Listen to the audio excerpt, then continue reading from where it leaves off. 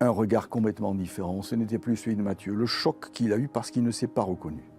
Ce monsieur n'était pas médecin, il était agent immobilier. Rien ne laissait supposer. Bonjour Jacques. Bonjour Olivier. Vous venez nous voir aujourd'hui parce qu'il y a Presque un an. presque un an, vous avez perdu votre fils Mathieu Oui, dans des conditions assez particulières, oui. Puisque Mathieu, à l'âge de 24 ans, Il avait 24 ans, oui. a mis fin à ses jours. Oui. Mais il y a des circonstances particulières qui entourent ce suicide. Que s'est-il passé? Mathieu, il ne nous en avait pas parlé. On a découvert ce qu'il avait fait après son intervention. Il avait une barbe légère et il voulait l'étoffer. Et sur des suggestions de personnes qu'il avait connues, les réseaux sociaux aussi, où ce genre d'intervention était présenté comme étant simple, banal. Il y est allé en Turquie, après avoir visionné la vidéo de présentation de la clinique, qui avait l'agrément du ministère de la Santé. Très bel établissement. Il y a tout un tas de détails qu'il ne connaissait pas, qu'il a appris par la suite. Et il s'est dit, ben, c'est très bien. Il a contacté une agence qui proposait un package avec voyage, hôtel et intervention. On lui présente l'opérateur, PR, professeur. PR sur sa blouse. Sur sa blouse, oui, PR. D'accord. Donc professeur, et qui explique comment ça va se passer. Une infirmière qu'il appelait docteur. Mathieu avait tout filmé. Il avait aussi énormément de photos WhatsApp sur toute son histoire.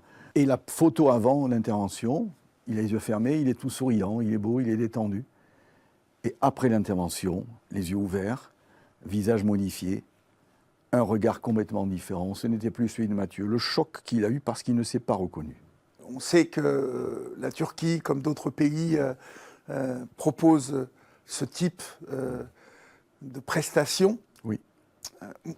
Moi, j'ai toujours regardé ça d'un air un peu circonspect. Mais moi, toujours aussi.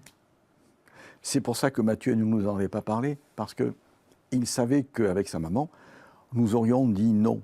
Oui. Parce qu'en France, avant ce genre d'intervention, vous passez devant un psychologue qui étudie les raisons pour lesquelles on veut avoir une intervention de ce style-là. Est-ce qu'on est prêt ou pas prêt? Et c'est assez poussé, je pense. Ensuite, consultation avec le chirurgien qui va étudier la peau, le type d'intervention possible ou pas. Et tout est bien déterminé. Là-bas, vous y allez, on vous opère, vous restez une journée, vous rentrez chez vous. Ça ne va pas plus loin. Oui. Et ça, il n'avait pas eu. Et l'opérateur avait prélevé 4000 bulbes ici sur la partie arrière, gauche. 4000 4000. Et dans l'intervention, il en a perdu 900 ou 1000. Pourquoi il en a perdu vers 900 ou 1000? Parce que ce monsieur n'était pas médecin, il était agent immobilier. Ouais, agent immobilier. Agent immobilier. Oui. Et Mathieu s'en est rendu compte après, parce qu'après l'intervention, ça brûlait, ça faisait mal en permanence. Et il était à Paris, puisque c'est là qu'il continuait ses études. Et il n'avait pas de réponse. J'ai mal, ça brûle, comment est-ce que je dois faire? Mettez une pommade, attendez, ça passera. Et il était désespéré, ça a été très fort. Alors Mathieu se réveille en fait, parce que est-ce que c'est une opération où on est endormi? Pas du tout, c'est anesthésie locale. Anesthésie locale, Oui. D'accord. Et Mathieu ne voit pas ce qui se passe. D'accord. Il réalise après. Bon, lorsqu'il se prend en photo, juste après l'opération, on peut penser qu'il est normal que son visage soit tuméfié. Hein. Oui. Il a reçu quand même l'implantation de combien de bulbes au final? 3005, 4000 à peu près, 3000. 3000. Ce qui est énorme, disproportionné par rapport à ce dont il avait besoin. Mais surtout, il s'est rendu compte que la délimite au niveau de la barbe, elle était nette, franche, alors qu'une barbe, c'est dégradé. Oui. Et il avait un visage tuméfié, il ne se reconnaissait pas. Quand il rentre, il vous en parle? À quel moment il va vous en parler? Alors, de tout pendant ça une semaine, on n'arrivait pas à la voir. Mais oui, pendant une semaine, des fois, on ne l'avait pas, parce qu'il était pris, il n'avait pas le temps, etc. Et sa mère, Aïda, n'était pas rassurée. Elle disait, c'est pas possible, je ne peux pas la voir. Il y a quelque chose qui ne va pas. Et au bout d'une semaine, il appelle Aïda. Il était 2h du matin. Il lui dit, voilà maman, j'ai fait une grosse bêtise, l'erreur de ma vie. Et sa mère le voit, bon, elle est horrifiée, il était complètement perdu, parce qu'il ne comprenait pas pourquoi il avait fait ça. A posteriori, il disait, mais pourquoi je l'ai fait? J'aurais dû écouter, écouter papa, qui n'aurait pas été d'accord, on a parlé suffisamment pour autre chose. Et Il ne vous avait jamais parlé de sa barbe? non, non, non, non. Jamais. Il avait pris contact avec cette clinique fin décembre 2023 et il a été opéré le 2 mars 2024. Et nous l'avons su une semaine après. 2 jours après, je sentais Aïda qui était très tendue. Je dis, mais qu'est-ce qui t'arrive? Non, ça va, je suis fatigué. Elle ne voulait pas m'en parler. Et Mathieu m'appelle 2 jours après. Aïda me dit, voilà, Mathieu veut te dire quelque chose. Je dis, mais pourquoi elle est pour me dire ça? Mathieu m'appelle spontanément chaque fois. Il me dit, voilà, et je vois Mathieu, comme ça. Mais qu'est-ce qui se passe? Mais voilà, papa, j'ai fait une transplantation et ça ne va pas. Alors évidemment, je l'ai engueulé. Sa mère l'avait prévenu. Ton père va mal le prendre, bien sûr. C'est ce que j'ai fait. Je lui ai dit, Mathieu, maintenant que j'ai vidé mon sac, on va avancer. Ce qui s'est fait dans un sens peut se faire dans l'autre. Il n'y a aucun problème. Oui, ça l'a rassuré momentanément. Ensuite, il a cherché très rapidement des réponses sur Paris, à voir quel spécialiste pouvait reprendre cette intervention. Il n'a trouvé personne. Personne ne voulait le faire parce qu'un chirurgien qui reprend une intervention mal faite devient à son tour le responsable. Oui. Et c'était à risque. Personne, à juste titre, n'a voulu prendre le risque. Il a cherché, il a trouvé en Belgique le docteur Jean Devroy, qui lui est un spécialiste des causes un peu perdues. Et il a dit, mais bien sûr, ça se reprend. Alors, Mathieu est venu fin avril, et il a été opéré début mai, le 2 mai, je crois, en Belgique. Sa maman est montée avec lui, allée en Belgique avec lui. Et le lendemain, 2 jours après, ils sont revenus. Ça avait été récupéré à 95%. À 95%. Ah oui, vraiment. Il avait fait un travail remarquable. Comment Mathieu était-il content? Il était content, mais il voulait revenir comme avant. Le chirurgien lui avait dit, il y a 900 bulbes qui ont été perdus par le premier opérateur, je ne peux pas les récupérer. Ça a été un deuxième choc, parce que le premier avait fait n'importe quoi, et le chirurgien ne pouvait pas faire des miracles par rapport à ça. Par contre, 95% de récupération, bien implanté. Il comptait quelques mois après reprendre encore quelques bulbes ici, quelques racines, le remettre exactement comme il était avant, et il aurait encore amélioré l'état de Mathieu. Et quand j'ai vu des photos de Mathieu après son décès sur son WhatsApp, il se prenait en photo, et puis je le voyais. C'était vraiment infime ce qu'il y avait, hein, je vous assure. C'était 2 fois rien ce qui restait après opération par le docteur Devroy. Pour moi, c'était impensable qu'on puisse mettre fin à ces jours pour ce motif-là. Oui. Mais ce qui se passait, Mathieu nous l'avait dit, papa, ce n'est plus physique maintenant le problème, c'est dans la tête. Dans ma tête. Il en parlait comme d'une faute qu'il avait commis, comme s'il avait commis quelque chose d'irréparable. Exactement. Ouais. Je dis, merci Mathieu, c'est une erreur, mais ça se rattrape. Qui n'a pas fait d'erreur de ce style-là? Franchement, Mathieu. Alors, oui, tu as raison, papa. Je vais me battre, je vais y arriver. Oui, parce que j'ai des projets. Il avait des projets, c'est vrai. Il avait pris des billets de retour de Paris après ses examens. Après, avec une amie d'enfance, il comptait repartir à Paris pour visiter des monuments qu'il n'avait pas eu l'occasion de visiter. Il se projetait. Le regard que les gens posaient sur lui, c'était normal. était un regard normal. Mais évidemment. Personne ne lui avait jamais fait une réflexion sur sa pilosité. À personne. Et quand il a émis l'idée, on l'a su après, de se faire opérer, tous ses copains, tous ses amis lui ont dit, mais Mathieu, non, pourquoi tu fais ça? Tu n'en as pas besoin. Et mais il voulait quand même le faire. Oh, j'ai vu sur Internet, c'est banal, c'est simple. Mais tu n'en as pas besoin, Mathieu. Oh, j'y vais, ça ira. C'était banal pour lui. Banal. Vous savez combien ça lui a coûté, ça? 1 300 €. Donc, finalement, rien du tout. Rien. Mais on ne savait pas. On ne savait rien. C'est après qu'on l'a su. Je dis, Mathieu, ça t'a coûté 1 300. Mais qu'est-ce que tu veux avoir pour 1 300 € dans ce genre d'intervention? Rien, Mathieu. Rien. C'est pas du niveau. Tu me l'aurais dit, ça aurait été important pour toi. On serait allé à un spécialiste en France. On aurait vu avec lui, tu en as besoin ou pas, on t'aurait accompagné. Oui. J'allais pas te dire non, ne le fais pas. Je t'aurais dit ce n'est pas nécessaire de le faire. Mais si tu vas y montrer une telle détermination, eh bien on aurait cherché, on aurait consulté, on aurait pris les avis, on ne se serait pas précipité, on en aurait parlé, on aurait changé. Oui. Et on aurait pu faire le point pour que tu te rendes compte de la nécessité ou pas de faire ce genre de chirurgie. Tu aurais eu l'avis de ceux qui savent, des sachants, et tu aurais pu avoir un recul que tu n'as pas eu à ce moment-là. Oui, C'est parce comme qu'il ça. était seul. Mais oui, mais oui. Est-ce que vous avez poussé plus loin la conversation pour savoir ce qu'il avait vraiment dans la tête? Oui, il a vu un psychologue, et Mathieu a présenté ce qu'il avait, et il arrivait quand même à donner le change lorsqu'il était en contact avec quelqu'un. Oui. Le simple contact minimisait son trouble, mais il n'en avait pas conscience.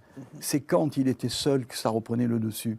Mais il nous disait, papa, je vais pas bien, c'est vrai, par rapport à ça, par rapport à ce que je t'ai dit, le trouble que j'ai, ce que ça suscitait en moi, mais j'ai les ressources nécessaires, je vais m'en sortir, je vais me battre. C'est un combat, Mathieu avait l'énergie, hein. C'est un combat, je vais y arriver. Et puis on le voyait, on y discutait, il parlait, rien ne laissait supposer qu'il allait mal à ce point, et lui non plus n'avait pas conscience. Et le psychologue nous avait dit, écoutez, je l'ai vu 3 fois, oui, on va travailler là-dessus, Mathieu se projette pour travailler sur cette problématique maintenant, et on a discuté, on a échangé, il y a des pistes de compréhension, des pistes d'avancer là-dessus, et je pense qu'il va pas si mal maintenant. D'accord. Le psychologue ne vous a jamais parlé Non. d'une dépression Non, le chirurgien non plus, monsieur Devroy, jamais il a rien vu venir, parce que ça allait bien quand il discutait avec. Oui. On va faire tel plan, telle chirurgie, ah ben merci monsieur, c'est bien, vous allez me redonner une apparence normale. Oui, ça ira, bien sûr. Pour monsieur Devroy, ça allait, et ça allait, c'est vrai. Objectivement, ça allait. La dernière fois que vous le voyez, lorsqu'il part à Marseille, comment vous le trouvez? C'était le 1er juin, un samedi, on l'a vu partir, 8h du matin, la voie G. Quand on passe devant, on voit cette voie G, ça fait un drôle d'effet. Oui. Je suis parti ce matin. À la gare Saint-Charles? Oui, la voie I, je passe devant la voie G et je ne peux pas m'empêcher de retourner, de le voir. Un peu penché en avant, comme ça, nous regardant, tendant la main pour nous dire au revoir.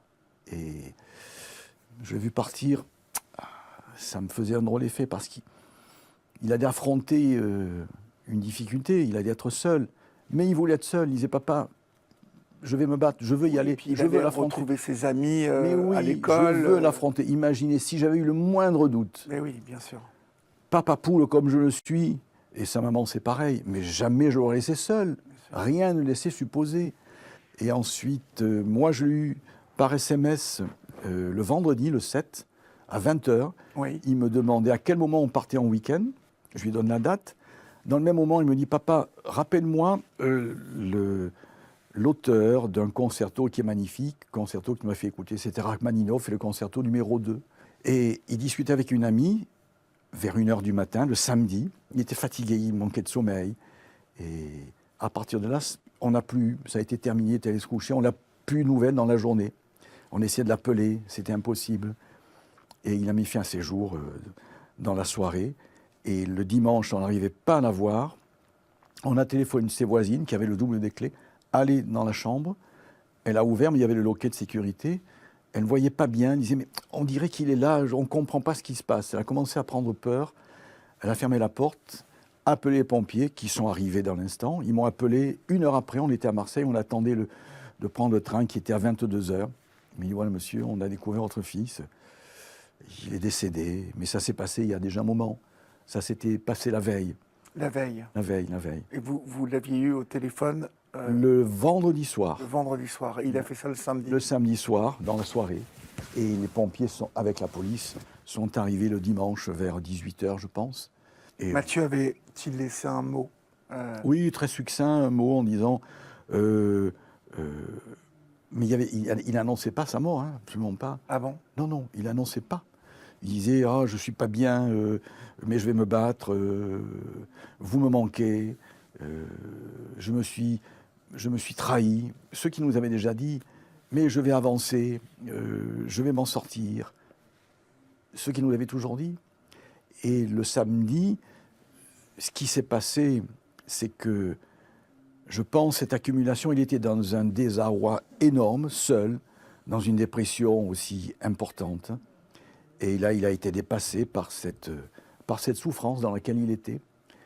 Et je crois qu'il voulait cesser cette souffrance. Il a été pris d'un raptus, un thème très particulier où c'est une perte de conscience totale et qui se traduit par des comportements forts, violents, puissants, irréversibles et sans la moindre lucidité. Une fulgurance. Complètement. Comme les spécialistes Oui. de la question du suicide Oui. ont observé. Oui, c'est ça.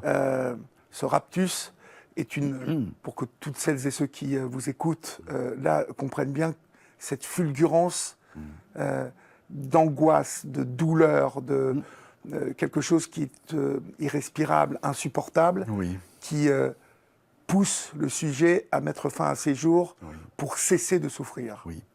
Et cet acte, ce qui le caractérise, c'est qu'il n'y a aucune conscience. C'est ce qui a manqué à Mathieu, le bruit d'une porte qui le sorte de son état. Ou un appel. Ou un appel, mais il répondait, le téléphone était coupé. Le téléphone était coupé. Ouais, il voulait plus, il était fatigué, il voulait plus répondre. Vous l'aviez senti fatigué juste avant son départ De Marseille. Il continuait de parler de sa barbe, de tout ça, ou Non, il évitait d'en parler? Non, il en parlait. Non, il n'en parlait plus. Il n'en parlait plus de sa barbe. Il dit, ça me pose problème. Non, parce qu'il disait, la barbe, c'est plus la barbe, c'est dans la tête maintenant ce que ça crée en moi. Il ne parlait plus de la barbe. Et je lui montrais, il était pris en photo, sa maman l'avait pris en photo la veille. Et quand on le voit, il avait les yeux fermés, mais là, il n'y avait rien de particulier. Alors bien évidemment, dans ce drame, la question de la responsabilité et des poursuites éventuelles ont pu se poser. Jacques, qu'en est-il en fait? Alors, j'ai des amis avocats et juristes qui m'ont dit ça ne sert à rien parce que quelqu'un qui décède par une voiture, le lien est direct, voiture-décès. Tous les ratés de barbe, de chirurgie esthétique, ne se terminent pas en suicide. Et on aurait pu évoquer, c'est normal, qu'il y avait un biais à ce moment-là. Et s'il y avait un biais, on ne pouvait pas mettre cet opérateur responsable directement. Si tous les ratés de barbe se suicidaient, oui. Mais là, non. Donc il y a un biais. Il y avait sûrement quelque chose chez Mathieu qui a fait qu'il a fait ça. Comment allez-vous aujourd'hui, vous et votre épouse? Alors, je peux dire que nous allons bien, mais il y a ce principe de réalité du vide et de la souffrance qui est indélébile. Et nous faisons tout, on est très proches avec Aïda, pour avancer. Merci beaucoup, Jacques. Oh, merci vraiment à vous, vraiment. Mais d'avoir pris de votre temps, parce que vous venez de loin. Oui, mais c'est important. oui, il faut Que vraiment votre voix aujourd'hui porte. Pour les garçons, les filles aussi avec tout leur botox en tout genre, Oui, parce qu'il y a beaucoup de filles qui les vont en détruisent. Turquie. Oui, c'est Vous savez, destructeur. beaucoup. Apprendre à s'accepter. Avec ces réseaux sociaux où on a affaire à cas des siliconés, on a affaire à des garçons et des filles, surtout des filles siliconées, montrant que c'est la norme. On présente ça comme si on allait chez une manucure, mais ce n'est pas le cas. Non. Apprendre à s'accepter tel qu'on est. Et c'est le plus important. On ne se transforme pas comme ça. Non. C'est un danger. Alors ne le faites pas, c'est une souffrance pour soi et surtout pour les proches, pour le reste. Après, Oui. chacun doit se débrouiller avec. Mais sincèrement, merci de m'avoir accueilli aussi bien vous en prie. hier Merci à vous. qu'aujourd'hui. Et Vraiment. puis, que votre voix continue de porter, d'abord pour Mathieu, parce que vous êtes celui avec sa maman qui représentait ce pourquoi il est passé dans cette vie, Oui, c'est vrai. même si elle a été courte. Mais il est venu. Et son passage doit aussi marquer le fruit de ce qu'il va transmettre. Et ce qu'il transmettra aujourd'hui, c'est justement le fait de s'accepter comme on est. Et surtout de ne pas aller dans ces pays où on court un grand danger dans ce type d'intervention. Oh oui, je n'y allais pas. Restez ici, tout est fait ici pour que ça se passe bien. Merci beaucoup, Jacques. Merci à vous, vraiment. Merci.